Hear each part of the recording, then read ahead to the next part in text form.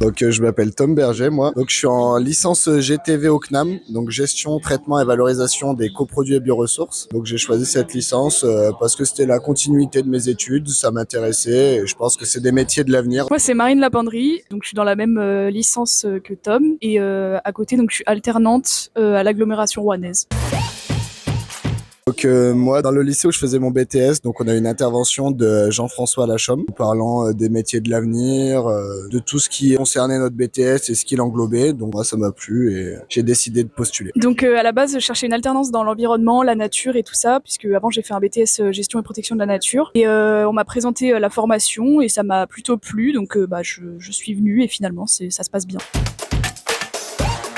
Donc moi j'ai choisi cette licence parce que c'est des métiers de l'avenir. Il y aura toujours du travail là-dedans parce qu'on produira toujours des déchets. Donc moi j'ai toujours cherché à travailler dans l'environnement, donc c'est un sujet très complet et très d'avenir. Il y aura toujours, comme disait Tom, des métiers. C'est vrai que les gens par exemple connaissent pas forcément l'envers du décor et c'est très intéressant et il y a beaucoup de choses à faire.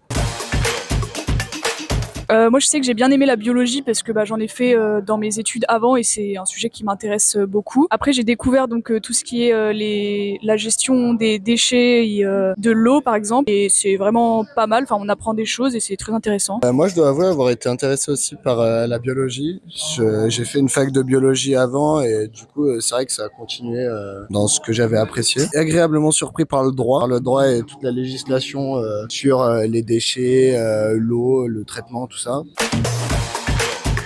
Je pense que ça peut que se développer dans le bon côté, on va dire, puisque les gens commencent un petit peu il y a une prise de conscience un peu générale, et c'est notre travail en fait de sensibiliser là-dessus et de faire avancer la chose. Oui, il y aura toujours des débouchés et des choses à faire. Ouais, je suis plutôt d'accord avec ce qu'elle a dit. Ça va être toujours en expansion sur la continuité de ce qui est en train de se passer. Tout le monde s'y intéresse de plus en plus et tout le monde fait de plus en plus d'efforts, donc le secteur peut que se développer, je pense.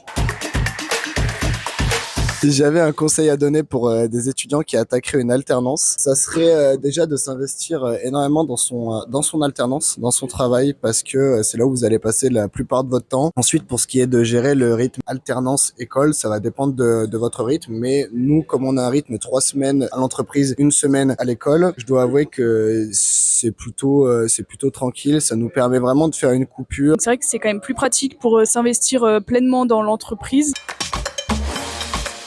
Il y a vraiment tout ce qu'il faut, on va dire. Moi qui viens de Lyon à la base, je me sens pas trop perdue. Mon alternance se trouve à Clermont-Ferrand, ce qui fait que le rythme 3 semaines, 1 semaine, je dois trouver un logement pendant 1 semaine sur Rouen. Et ce que je fais depuis le début de l'année, c'est de prendre des Airbnb sur 1 semaine. C'est pas très cher et c'est très pratique.